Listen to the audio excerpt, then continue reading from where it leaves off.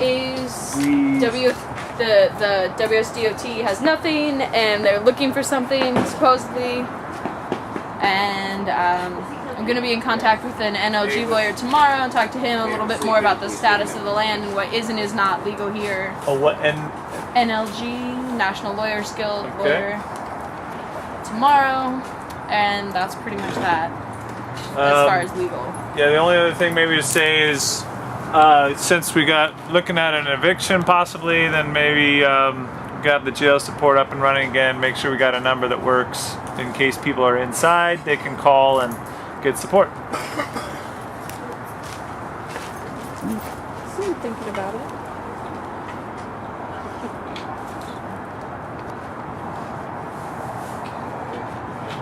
So that's the jail support work group report back. Is there any other work groups here that would like to report something? David's on his way. He's just on the Okay, road. right. Looks like he's gonna need to take a leak real quick. So. How do you know that? Well, hopefully it's a leak. I mean, we don't have so much time.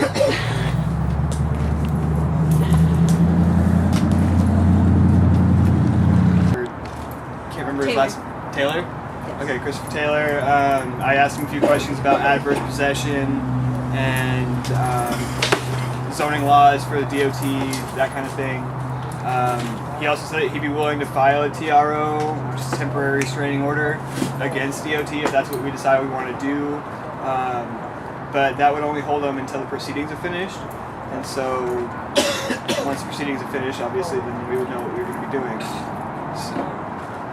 And we don't need him to do that because Seattle, lady named Patricia from the legal team in Seattle, she's a lawyer. She passed the New York bar, I think. She's not a lawyer in Washington State, but in New York she is. And she's going to send me all the information that they have on the TROs that they filed. And they went pro se, which means representing themselves. So she can give us a lot of help and information and direction there. And she's willing to do that without a retainer. So Christopher, what was his name?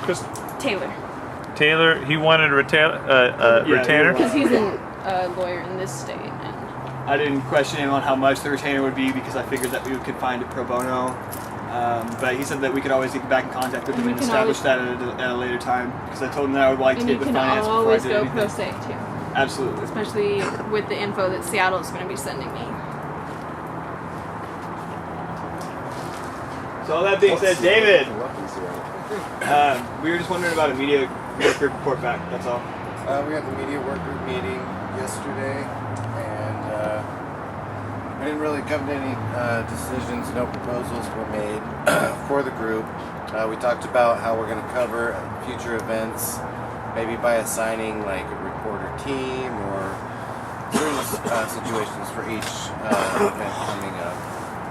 And I don't have my notes on me, so I just woke up. So. Well, thank you for the report, sleepy-eyed Dave. Is there any work groups that have proposals? Okay, is there any personal proposals? I got a random idea. Is it a proposal? Kind of. We were talking earlier today about having a live stream show with like foster kids in the camp, people who've been through that kind of system, and it got me thinking of, if we're going to do that, why not do it for every subgroup we have in the camp and in the movement? Instead of having one giant label, the 99, break it down into things people will know, like foster kids, teachers, all of that.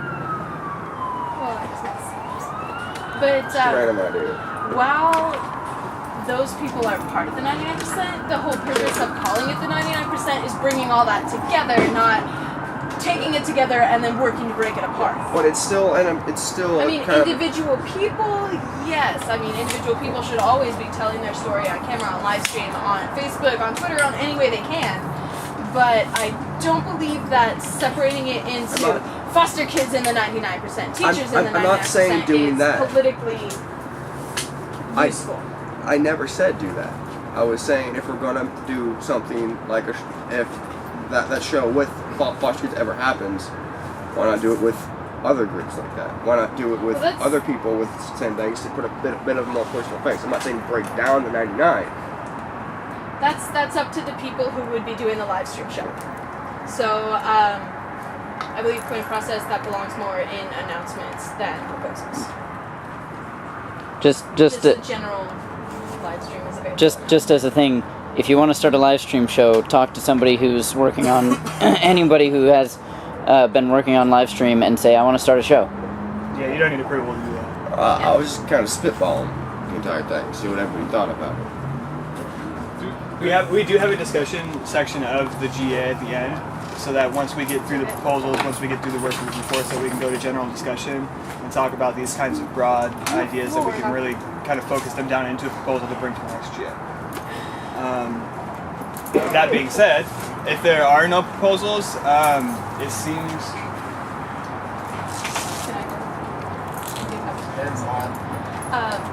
Occupy Portland has put out a national call to action for February 29th to disrupt the, oh crap, I can't remember what it's called, but it's a group of corporations that have literally bought senators, etc. And I was wondering if we wanted to participate in that. I don't see anyone from Action Work Group here who is willing, who is able to. We have a C in the back. Deborah was the only person to show up for the meeting. That's because it's on Saturdays at 1 in the afternoon. It's terrible. They are planning something though for that day. Occupy the corporations, I think is what the national call to action is called. Well, whether or not they're planning something, they need to get together with Occupy Portland. They need to go to shutdownthecorporations.org and talk to them and get it posted on their website, because they have a giant directory of all the cities with actions planned, and we are definitely not one of them. And seeing as no one's heard anything about this, I am reticent to say that I believe there's anything actually in the works, more than we should do something on the 29th. So I'm actually registered for a conference call for the national organizing of all the different cities that are going to be participating in this call to action. It's on Thursday. If they wanted to get in on that, they need to go to InterOccupy and register, and they'll get a PIN and the call-in number and everything. And then we'll be able to actually participate in a way that's not super local, which has been, in my opinion, an extreme failing of this Occupy. That it's been super local and not at all connected to any other Occupy in the country at all. Pretty much. So there's a proposal. What can you restate the proposal? The proposal is that we participate in this national call to action in an integrated manner with the other occupies. Could discussion? Can we have discussion? Yeah. I mean, the only thing I'm thinking is, I like that, but it's sort of like I also want to know when I'm voting, like how we're It's gonna. vague at this stage. Yeah. Yes. If we like, maybe we can figure out how to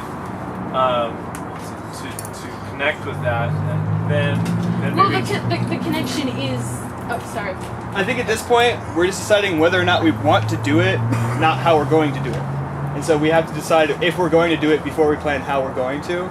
And so once we decide if we're going to do it, then we can go to the action work group and actually have an action work group meeting about this and decide the who, what, when, where, It's how. not on Saturday at 1 at a bizarre location.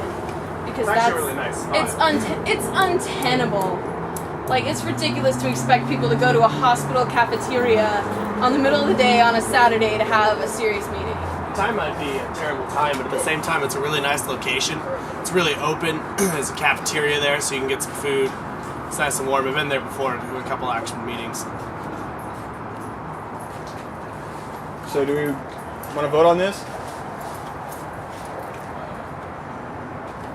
Alright, so all for participating in the 29th action with Portland and other nationwide occupies? All for? Actually goes into candidates. All against? Any blocks? Any abstentions? Okay, we got one abstention. Vote passed. So we'll talk about this at the next action meeting. Not participating. 29th. Okay. What was the date again? For the action or the action work group meeting? The action. The action itself is on Leap Day on February 29th. When's the next GA? Tomorrow. Really? The next voting GA is on There are Wednesday. discussion GAs every night at 7. Yeah. And then the next voting GA is Wednesday at 7 at the Red Room. Okay, I work second shift, so I won't be there. But I'm just, is that enough time? I'm thinking of time. If people actually put their heads in it and do it, I believe it's plenty of time. We've planned actions in shorter time than that. Right. And especially with the help that Interoccupy will be giving us, helping to organize and get the word out to other people in the area, that will really help the action to be more than we could do on our own, I believe. And you've also had a proposal, right? Oh, it's just a suggestion. I posted it in the forum, but nobody responded, so I don't know if it was just thought it was a dumb idea. But I believe Tacoma has a farmer's market just up on Commerce. Every Thursday? Is it going on now? I don't No. believe so. In Not the until spring. spring, when it starts again, we could have a booth with information and somebody manning it, or maybe a little tip jar, a little thank you jar, and give out information and I'd sign up to man it. We could definitely try. I believe the booths have a cost, of A course, cost, to yeah. rent the space. That's why the and all thank you jar. that. But I know that was it the Socialist Alternative usually has a booth set up at like a card table across the street on the public sidewalk, which Oh, you're for still free. allowed to do. Yeah, so you just go across the street and sit on the public sidewalk with your stuff, and they're usually not harassed. So we could do that if Okay, we but we decided we could wanted to maybe be there. start that way, because I'm still thinking of the tip jar Yeah. as a source of tips, and eventually get to where we can be in the market. And if we Yeah. get to stay here and RV gardens to work out well, maybe we could even sell some carrots. Because of the level 2 contamination on the site, we can't actually. This is broad injured. Yeah, see, we know that it doesn't matter whether or not it's actually, like, this whole thing has been completely scraped off and refilled with clean fill dirt. It doesn't matter whether or not that's actually the case when the land is legally written down as being a level 2 contamination site, because legally this place is contaminated whether or not it is physically contaminated. So the laws regarding contamination still apply whether or not the soil is actually dangerous. Do you understand what I'm trying to... Well, that's really disappointing. Yeah. It's really ridiculous is what it is, but... We went through this when we were talking about the permaculture ideas at the beginning of the occupation. Yeah. Vegetable gardens along with flower gardens. So. Well, if they were in beds that were up off the ground. If As we in made our own raised beds, I think we could, but that starts getting into permanent structures, which start to be have codes applicable to them, whether or not the land's owned by DOT. Building a structure in the city of Tacoma is still a city of Tacoma issue. Clarification. I believe that the concern with the contamination here is specifically about not so much soil contamination, but fumes rising up from what was buried. That I know that was something that was brought up, so that even raised beds, unfortunately, would potentially still be Suffer from that. so, not necessarily. They might not even suffer. I mean, the people here haven't necessarily suffered, but I just think I just think that it would, like, a lot of people would go, "Oh, you grew that there," and not want to buy it. Just, I think we've gotten a little bit too far into the weeds here, and so I think, personally, I think the idea of going to the farmers market is a good idea, but maybe we should wait until we're getting a little bit closer to when that opens up. But I think that's a good idea we should keep in mind. So, Regardless if we're in the park or not, we could still be at the farmers market.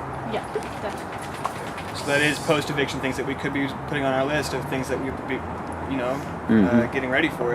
If it ends up we do lose the park and we end up not being able to occupy another park, and we need to have some way of reaching the public still. And so that would be a very, very viable weekly kind of thing that we could do. So it's something that we could talk about when the time comes. So, if there's not any more proposals, I believe that we can move on to general discussion.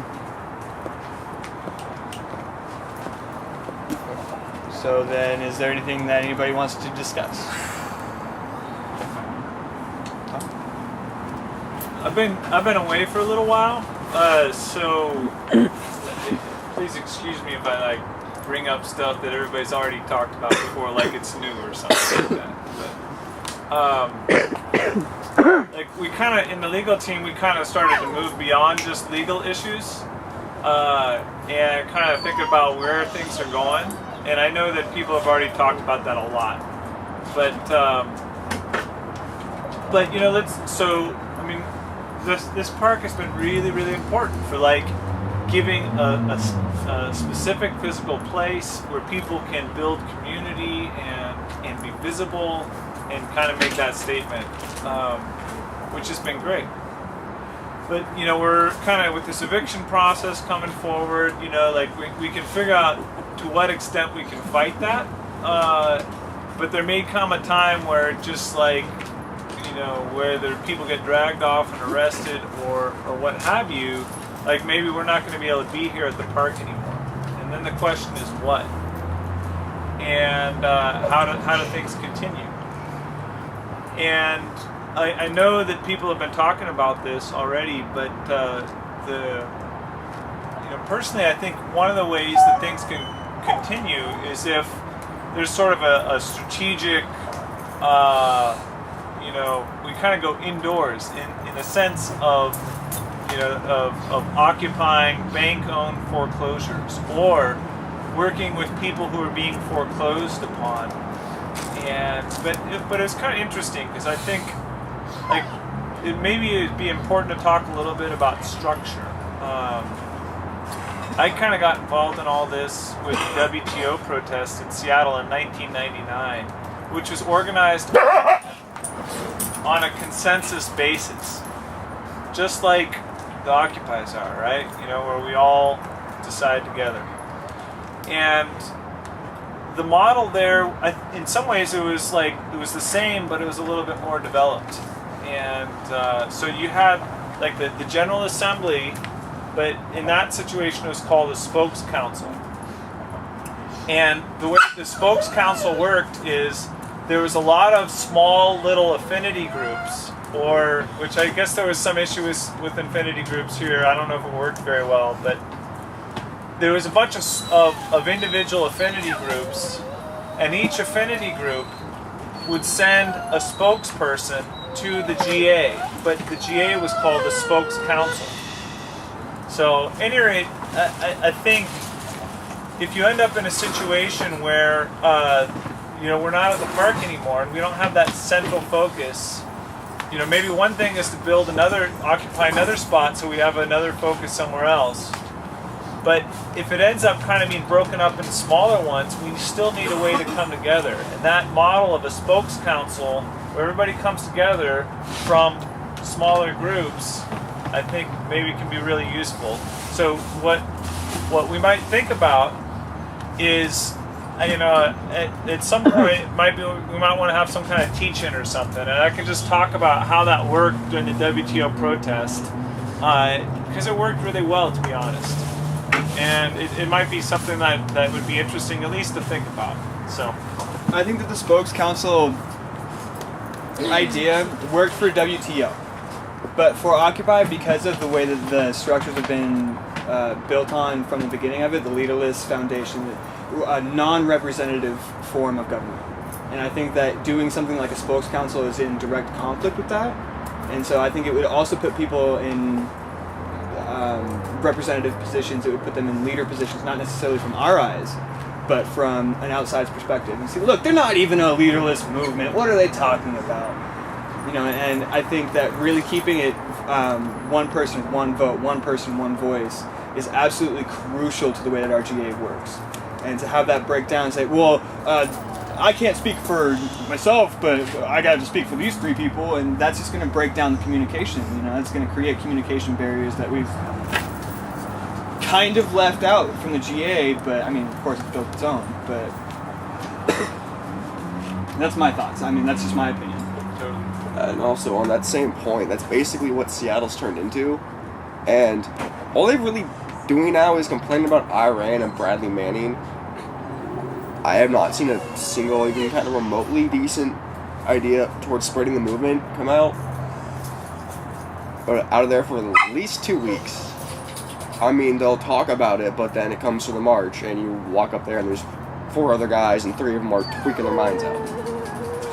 So, I mean, albeit maybe that's because Seattle just kind of, it died quickly, and then a lot of people in the camps are just going, oh, look, it's a tent city now, but that's, I've seen how that goes down, and it just turns into fights and rampant drug use, and then 3 or 4 people hijacking things to talk about issues that don't really matter to our immediate goals.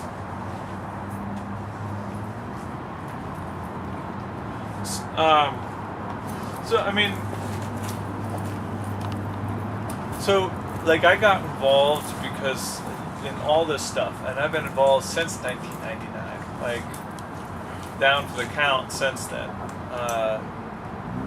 And so I mean I hear what you're saying, but I also like for instance, right now you're a facilitator, you know, and you've probably been a facilitator before, and having a spokesperson is like from a particular affinity group. It's the same deal. It's like that spokesperson rotates, just like facilitators rotates. It's not any different at all. And in fact, like what I can say is like before the WTO, like I wasn't familiar with the consensus model at all. I wasn't. And I can tell you, like I'm totally clear that this was the same model that was used in Seattle. It's the exact same model, except like in working groups, it's just another way of saying affinity groups. Yeah. So it's not different at all. So you're just saying like, okay, you can call it the General Assembly or you can call it the Spokes Council, but it's the same exact thing. I don't agree with that. I So, believe if there's one person representing a group of people's ideas, then that's a representative form of government. Well, okay, but the way a spokes council works, I mean, see, that's why I'm saying I think it would be good to have a conversation about this, because what I'm saying is like think about it as like a bicycle wheel that has a bunch of pieces of pie going out, right? Like actually it's a pie that's cut into a bunch of different ways. Okay, the way the spokes council worked is the person on the innermost side of the hub was the spokesperson. That doesn't mean that they were the representative. What it means is they passed information along that pie. So if I'm on the outer side, let me just finish. Like if I'm on the outer side of the pie, I'm not the spokesperson, but I'm part of this affinity group, and I have something to say. Then I pass it, and it goes from this person to this person, and it gets to the spokesperson. And that spokesperson That's representation. That's the same system we have now. Just calling it something different does not change a daisy into a rose. Just like affinity groups and work groups. But I don't see that. It That's means the that same person is the system voice going for on in the Washington. affinity group. It's the same exact thing we Yeah, have but now. when It's your like camp corruption. will become sufficiently large that one person cannot represent every single idea that has been passed to them. And that's the problem that we have had with representational politics, is no matter how many times we try to tell people something, they're getting so much from so many people that they can't possibly even hope to represent it all, even with the best intentions. So every single person needs to have a voice. There can't be a spokesperson. It needs to be open and available for anyone, like a General Assembly, where anyone can come in and anyone How do you can do make that their in a report. country of 360 million people? It's called the internet. No, I don't think so. It's called the internet. It's called the internet, and That's what it's OWS for. has a giant group of people working on creating an open source social network I mean, really, for. I can sit down in Washington State and talk to 40 some odd people in Vietnam. I can talk to people anywhere in this country. I mean, albeit it's illogical to conceive that 400 million people or so, or that there's about one to every single voting event. But the vast majority will, and if they don't, at least they cannot say I have no Do you voice. want me to go around the But maybe I'll say one other thing. But Yeah. What you're basically saying right now Yeah. is exactly the system we currently have. No. You're fine. It is the exact system we have right now with senators. Okay. Representational government has led to corruption and bribes Yeah. and blood for oil. If I can just say, so I mean, I hear what you're saying, but what I would say is my experience at the WTO is that it didn't have a fucking thing to do with senators. What happened there had nothing to do with giving legal bribes and campaign donations. Didn't have nothing to do with all that. And so what I'm saying is, like, I was part of a situation where there was 2,000 people who were part of a spokes council, okay? And there were decisions made. And I felt like I participated in that decision. I didn't feel like somebody else made decisions for me. I didn't feel like somebody else was like disconnected from me. There were 2,000 people who made a decision, who voted, you know, came to a consensus, and we moved forward from that. And that was incredibly and powerful, liberating experience. So anybody who tells me that's the same as having a senator, I'm just going to say you don't know what you're talking about. It's a different situation. And so what I would say is that I think it's worthwhile having a conversation about, you know, other consensus. It's the same model, but it's trying to understand it in a little bit different way. I think it's worth, but maybe I'm wrong. So, Dave. If it's a group of people that are sent by working groups to make decisions for the entire group as a whole, then it's representative democracy.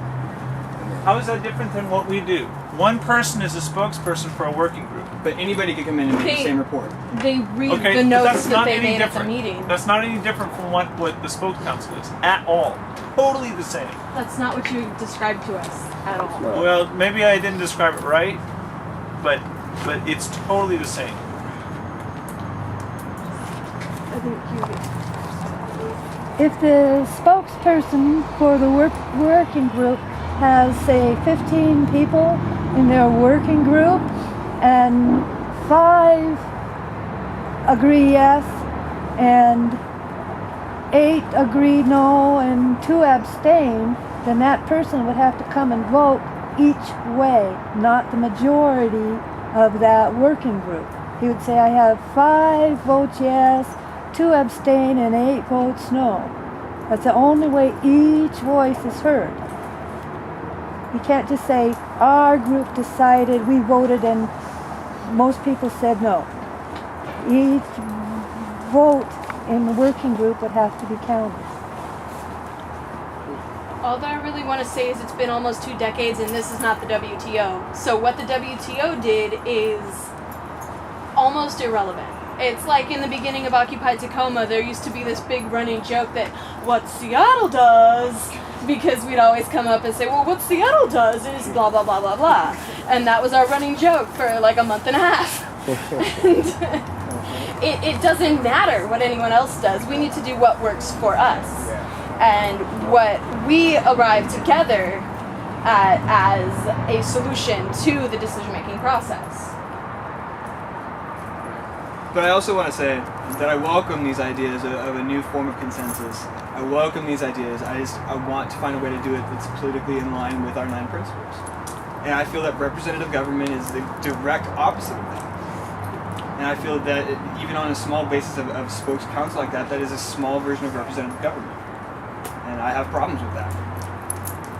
So I'm willing to pursue different options in our consensus method, as long as we can reach a consensus through our consensus method that we're using now to come up with that new process, because we are the people that made our process. We can make a new one, right?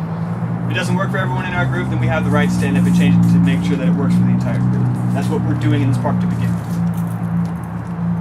Right?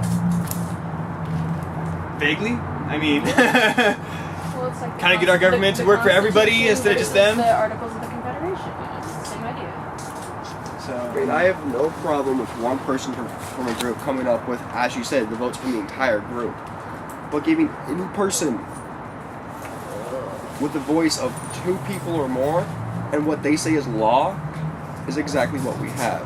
well, nothing is said through energy is set in stone. I know, but it's the point is, I mean, like if, as you said, if we had the spokesman come in and just count the majority, he's basically saying all 15 people voted no, when 5 voted yes and 2 abstained. Anything like that is, as you said, antithetical to what we're trying to do. It's the exact opposite, and it's the current system we have now. Just hasn't had 200 and some odd years to run its course down the ground. At least that's my opinion and my view. Yeah, I mean, if I can, like, what occurs to me is just that it's sort of like, I feel like in a way we're kind of saying the same thing, but still doing this a little bit. Like, when one person comes from a working group and reports what's going on with that working group, that's a spokesperson. That's the same exact thing that happened in Seattle in 1999. Exactly the same. The only reason I raise what happened in the WTO, and let me actually make one other point, which is that I mean, there's an old thing that says, like, if you fail history, you're doomed to repeat it, right? And I'm getting ready to be a history teacher, right? So, like, if you study history, okay, and it's not the history of the motherfuckers that are fucking us, okay, right? Which is like the presidents, you know, Franklin Delano Roosevelt did this for us, or, you know, those guys never did anything for us. They always screwed us, always. It's the only time there's been any significant change that's helped the vast majority of the people in this country is when people got together and organized a movement like we've got right now. Nothing ever. You talk about any little thing that benefits people broadly, it always came from a movement, always came from a social movement. Nobody ever gave that to us. It's always because people came together and organized, always. So, I guess, you know, what happened before in history, not important, is important. I think it's totally important. Like, George Orwell in 1984, like the book 1984, which is where the word Big Brother came from, right? He said, he who controls the present controls the past, right? If you're the ruler now, you write the history books, right? And he who controls the past controls the future. So if we don't have a sense of how social movements, people's movements in the past have won power and have changed things and made better things for the vast majority of the people, then we're screwed. We really are. Like, that's how you change things. So here's the last point that I'm making. The only thing I'm other saying is, like, the WTO was the exact same thing that's going on here, the consensus organizing, and unless you were there, I mean, be a little careful in saying that it's not. I've done a lot of research too. Okay, but I'm just saying, unless you were there, be a little careful, because you know. You weren't there, man. You don't understand. I'm just saying that it's exactly the same that's happening here. The only thing that's different that I see is that the working groups there, you know, when you actually came to, they had working groups in Seattle as well, but the only difference was that when it came to action time, like when you had to go out and block streets, the working groups converted into affinity groups. And the way the idea of the affinity groups is like, I got a group of my people who I know and who I trust, and we're going to go out and we're going to use our creativity to try to block the 1% from getting away with their shit. And we're going to work with your affinity group and that affinity group, and we're going to try to come together the best we can, but we're going to do it as an individual group, because I can't trust, you know, like 10,000 people out here, but I know I can trust you. No, that's the exact opposite of the basis of the Occupy movement entirely is that we can trust each other and we need to trust each other. And we all, the 99%, all the working class, all the middle class, all us poor motherfuckers getting screwed up the ass by that red, white, and blue dick that George Carlin talked about. We all need to trust each other and work together and work toward changing things. And we can't be suspicious, weird, creepy, cliquish motherfuckers. Or we basically That's not going to get anywhere. George Washington and shoot the motherfuckers. We're doing their work personally don't for want them if we don't trust each other. We have to stand unified or else They we can't divide stand us up by our against them. color, they divide us by our tongue, they divide us men and women, they divide us old and young, but they will tremble at our power when they hear us say as one that being in union makes us strong. I know solidarity forever fucking cheesy as hell, but it's true.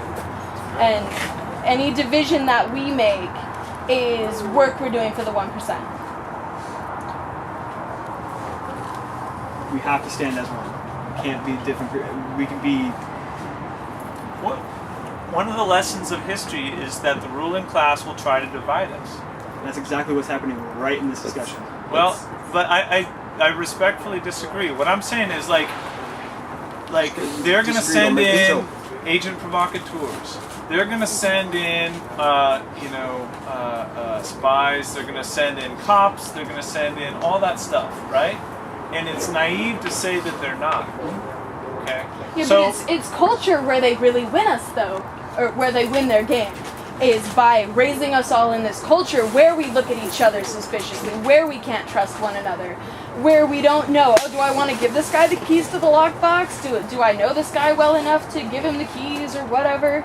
That's where they really win. It's not in these massive grand plots of evil with agent provocateurs and CIA and spies and surveillance and all that. Where they win is by winning with culture. So we need to change the culture. But I mean, like, just I don't know. I mean, like, I've been like since 1999. That's when I turned on like a light bulb. Okay, and I mean, it sounds for some people here maybe it feels like ancient history, because maybe it is. Because it is. It's not happening right now. It is if you're. How old are you? It's not about age. It's not happening right now. You can't start that. No, division. hang on. I'm 37, right? So that happened. The WTO happened 12 years ago, right? I was 7 or 8. Right. But at the same time, it It isn't feels- going on right now. it And a feels- lot of people my age are pushing Occupy forward. No, I understand. I mean, and that's true, and it wouldn't happen without people your age. But all I'm saying is like that history piece is like we can learn from that history, and if you say on that same piece, Yeah. we basically right now we're at a point of either we stick together as Occupy and have no spokespeople, or we have to, as I said, pull a George Washington, shoot the motherfuckers. Those are the two options we have. Not as black and white as that. No. I know. I'm just saying it's the extreme. It's the extreme end of the scale. Right now, we have to show as a whole group of people, everybody in the 99, that enough is enough. We're done. And having any one point make it look like it's a leaded movement destroys that. well, who's saying that? Who's saying it should do that? But if we take one step that could go down that, it's a slippery slope. And I'm sorry I was rambling. I just have to say that I really, really resent the age card coming out and the divisionism that promotes. Because, quite frankly, yeah, I'm 22, I'm young. But I graduated from the University of Washington in Seattle with my bachelor's in arts in the English language and history and linguistics and all these different things that I studied 2 years ago. So I came out of college at 20 knowing a lot of things, and I've read a lot and researched a lot, and that's what I do with my life. I read and I write and I learn. And being told that because I'm young, I obviously don't know enough, have not been familiar enough, don't understand history well enough to have an opinion is incredibly alienating, and it makes me very, very mad. I'm not even gonna lie. Well, It makes if I me can incredibly just angry. respond to that. Yeah. Go ahead. I'm going to play the age card. I'm 65. I was marching in the streets in the 60s. Yeah. What broke that movement apart was splitting up environmental movement came, and that was originally done by the man. Because we had Susie Clean and Give a Hoot. They didn't know people were going to get radical about it. But that's what split the movement up, is when it divided off into the separate ideas and separate Interests. Thank you. Interests. So, like, I really appreciate the point that both of you guys made in terms of, like, look, don't marginalize the youth, don't marginalize, just because, like, I'm 22 doesn't mean I can't read, I really appreciate those points. Let me just say that my comments came in the context of, like, somebody said, quote, that's ancient history, okay? And it's not ancient history.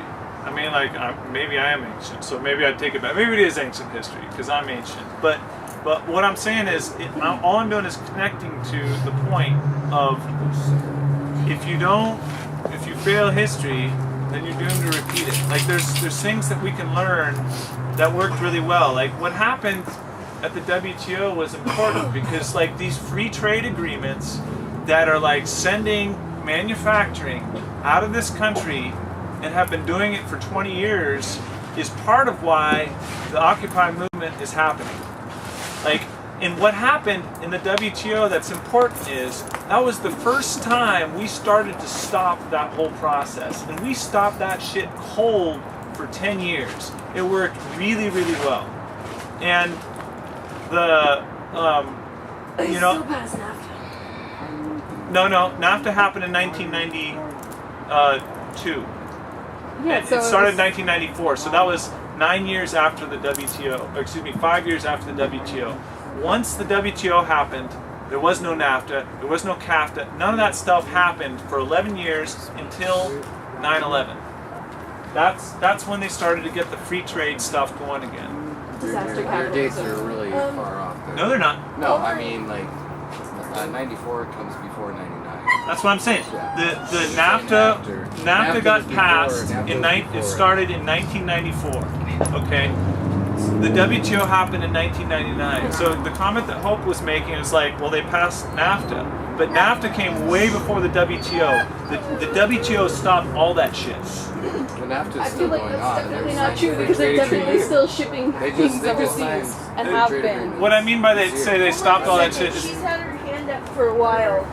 Okay. I agree with you about free trade agreements. They're bullshit. Yeah. Aside, I'm not saying they're good. But the WTO. Mic check! Mic check! It's her turn. Her turn. About being 22, that's important. Because, like, revolution is your job. You're the ones who shake the old folks up and dust off the cobwebs and the crust and, oh, geez, I didn't notice that was happening. So, thank you.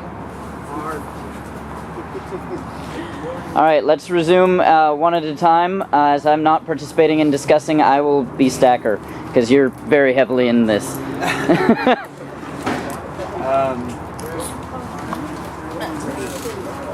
I guess I just don't want to see the unification that we're trying to build, and we've been trying to build since October, be broke down from the inside. We've been fighting against this in a couple of different ways recently, and to once again be confronted with ununifying ideas is troubling to me. Again, you preface all of this with saying, if I've been talking about, if I bring something up that's already been talked about, if I bring something up that troubles you that's already been discussed, I apologize. I acknowledge that. And so I'm not holding it against you or anything like that. Don't worry about that. But it has been kind of an issue on a lot of people's minds about how do we really keep the unification that we're trying so desperately to claw into. How do we keep that process moving forward instead of breaking it down further and trying to find solace with just little groups, because little groups are a lot easier to get along with. You know, that may not be how your feelings are, but I feel that I guess that's the way it can be taken, and that saying, oh well, it's too hard to do as a big group. Let's break down into small groups where we can, ideas will flow easier, the process will be easier. But if it was easy, then it would have been done already. And so we have to take the hard way around this.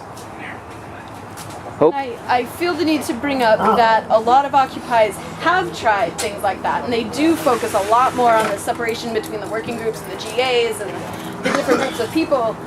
But all the visitors who've come to this camp, and Kirk, who's outside, can probably attest to this because he's from BC and he's visited a lot of different camps, been to a lot of different occupies. Everyone who's been to different camps that comes here says that we are different, that we have a different culture, and that it's better here than it is in other camps. And I think it's because of this unification, because of the focus on community building and group decision making rather than small groups coming together to make one larger overall decision. I think that's a big part of what makes us so different. But isn't the working groups like small groups? Kind of They are and they're not. There's a difference between a group that goes and makes a decision And then seeks approval for that decision? and a group that goes and performs a planning and research function to come and report their planning and research and ask if this is something that the whole group wants to pursue. That's more the focus of our working group to GA relationship.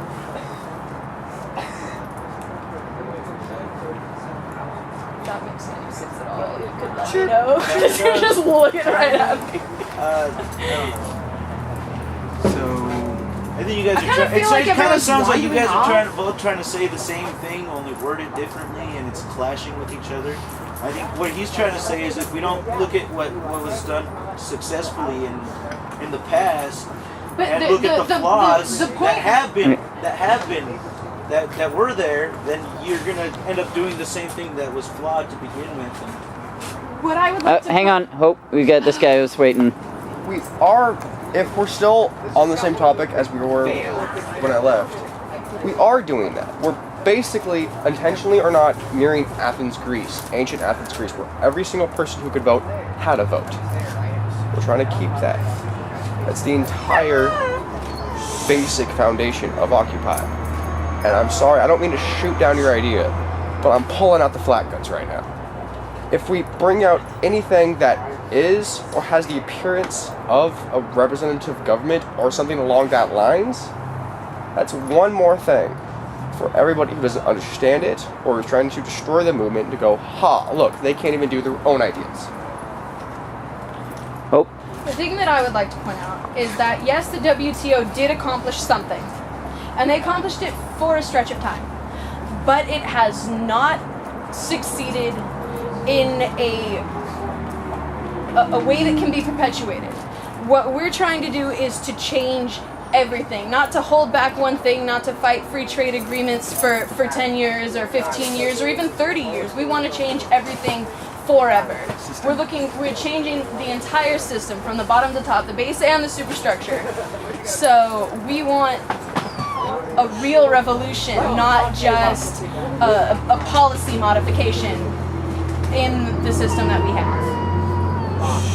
kind of sounds like this happened a lot in the Marine Corps. It was like we'd have a lance corporal, which is an E3, and he knew what the fuck he was doing in that particular situation.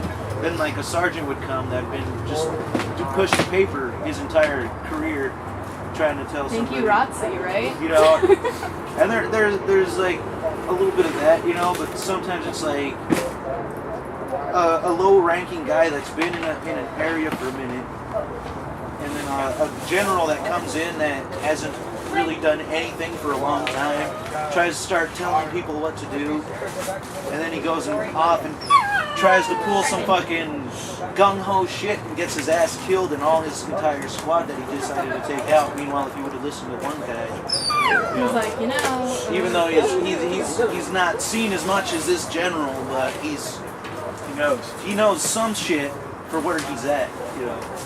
So I mean, I guess it's gotta be like you guys gotta like try not to butt heads so much and try to listen to each other a little bit. You know, because I mean, you've done some shit that you know about, right? And you're just got a fucking huge fucking brain that knows a lot of fucking shit. And you're pretty smart yourself. You know, we all got a little bit of something we can throw in, but if we're all just gonna be constantly clashing with each other, then nothing's ever gonna be done. You gotta take everybody's little fucking everybody's input and everybody's ideas and fill an hourglass, because we only got a set amount of time before the shit really hits the fan.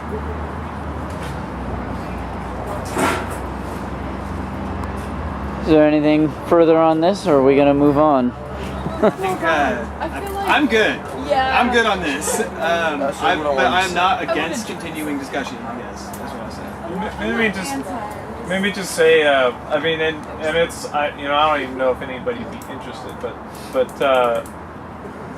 but you know, I've got some, like, not even DVDs, but we're talking, VHS from, talking about from the WTO, and it's really kind of interesting. So you could mix, like, if people were interested, and this is actually, it's more focused on the action than it is on the process, right? Which is really what we're talking about.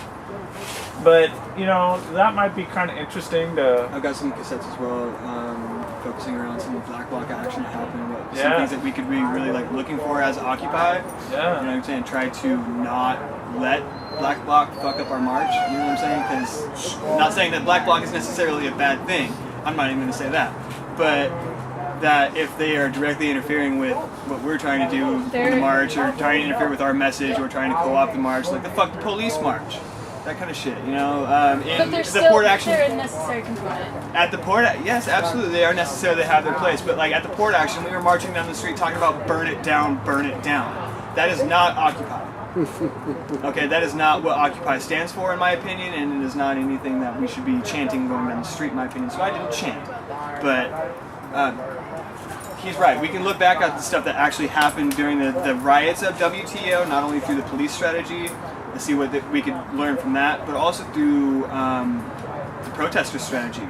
Things that we could look forward to use, or things that we could look forward to be cautious of. These are all very, very important things because, like, it is true. Not all of us were there. Not even now. There's people in this place that haven't been to an eviction for Occupy. And that's not even a bad thing. But it's a whole different kind of realness, like when you're standing in front of a riot cop, than it is when you're watching it through a live stream. I'm Gordon.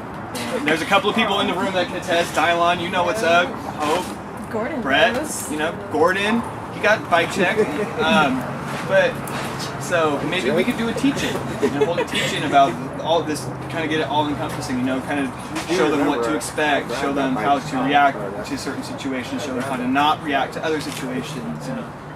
So it's healthy to have these discussions. I mean, it might be like if you've got some materials, like you could show some stuff and have a discussion, and like see where it takes us. And I've got some great textbooks on nonviolent civil disobedience and direct action and strategies for that, and how to keep it that way. Yeah. Basically.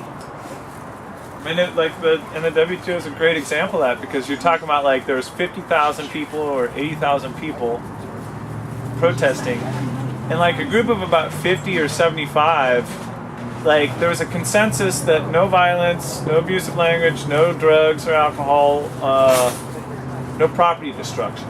I'm sorry, this is for WTO, right? This was that was the consensus that was made, and then a group of 70 people or whatever in the black bloc broke that consensus. And so it's like, was that a good thing? Was that a bad thing? I mean, it's brought like, a lot of fucking press, that's for goddamn sure. Well, MLK would have got no place without the Black Panthers. Ain't no Martin Luther King without Malcolm X. But What was that's that? the truth of it. What was they the wouldn't have given him a damn inch if there hadn't have been Panthers. Up in, was it G20, Vancouver? G20, and then G20. I think it's down to the G8 now, or G7. Yeah, they had the protesters outside and they were rubber bulleting them and gassing them. Yeah. Just for fucking standing there. Yeah. I don't know even how we're gonna get through this. But I mean, like the thing is like, with this eviction coming up, like we could be facing some heavy shit. And so, the other thing is like the WTO is maybe helps us to, looking at that. I mean, there's also people's experience from other evictions that's probably even more relevant. I mean, I was at Portland's eviction. I saw the tactics that the police were using. Just back up over there a little bit. Oh no, we're gonna throw these fences up now. That's stuff that they didn't use in WTO. That's what they because did they didn't have a part in for DC. WTO. It was like that. I woke up at like 3 in the morning after having a crazy nightmare about the cops dragging people out of the park. I get on live stream, they're evicting Austin, and then later in the day they were evicting DC.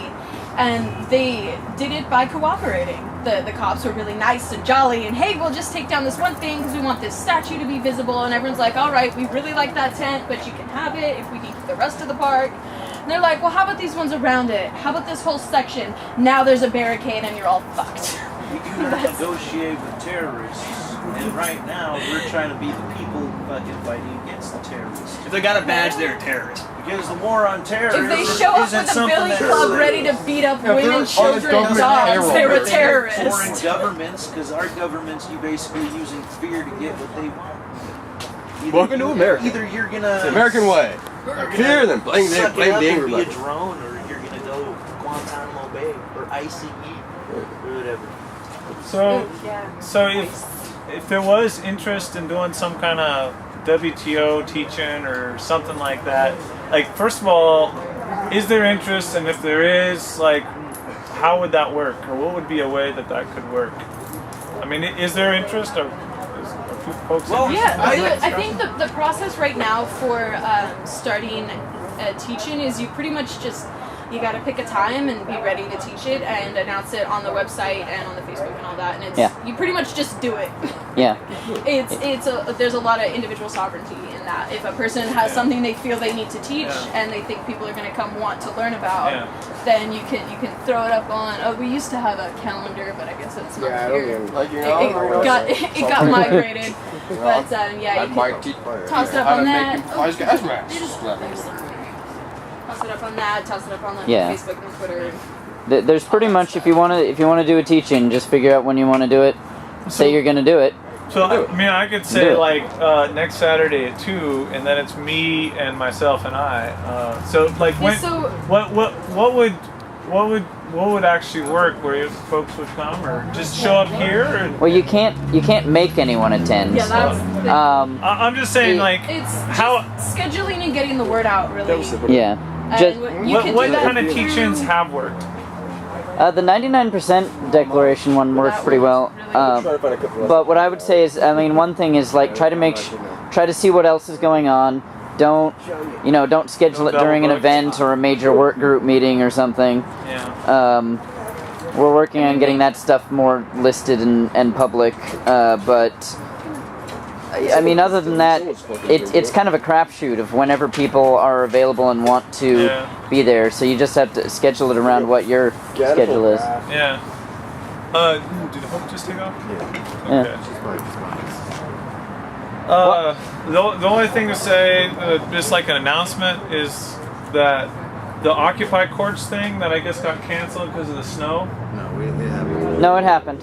It definitely happened. I got the footage to prove it. Was it? Well, I guess they're talking about doing it again. We just didn't do the skit that we had. Yeah, the skit didn't happen. I mean, I guess there's talk about doing something again. Oh. So, but they're talking about doing it on the 17th, March 17th, at noon to 4. So. I'm gonna be drunk all night. All right. Cool. So we'll see. Does anyone else have any announcements or discussion or anything? Do we have any idea where we're gonna go if we are evicted?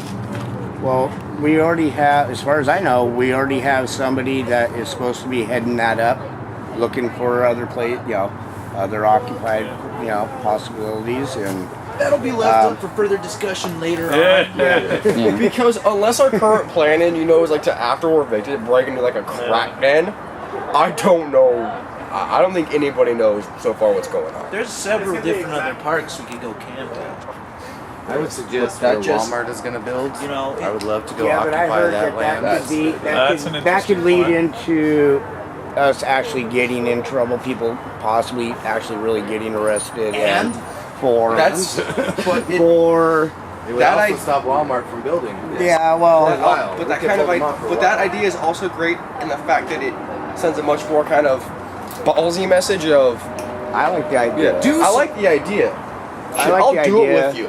Especially, I will do it with you. I like the idea because I believe, with the local business in that area, that they would really back, I think they would dig it. And there is a building there. I think it's the Elks Lodge. Yeah. Yeah, there's a Which building is an there, amazing so- building. Well, wait a actually. minute. Where's this at exactly? Yeah, where is the site you know where then? Target I didn't know it was is? near the Elks Lodge. It is the Elks Lodge. It's right- Wait, the right- old one What? or the actual one currently? For the Walmart? No, the Elks Lodge is being revamped. It's in the. It was in So it's gonna be Friday's. like No, wait, which?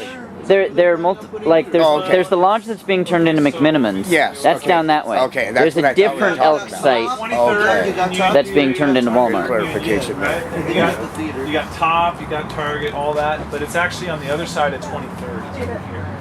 So it's not in the same. Oh, I know. Okay, I know exactly Well, I where you're love talking about. Walmart because you know You you can have buy to walk guns, across liquor, and the ammo there at the Yeah. same point in time. I don't really like them. I'm not sure there's actually a building there kinda like anymore being by at the Yeah. Yep. Yeah. at that Walmart at the Walmart site. Towards down.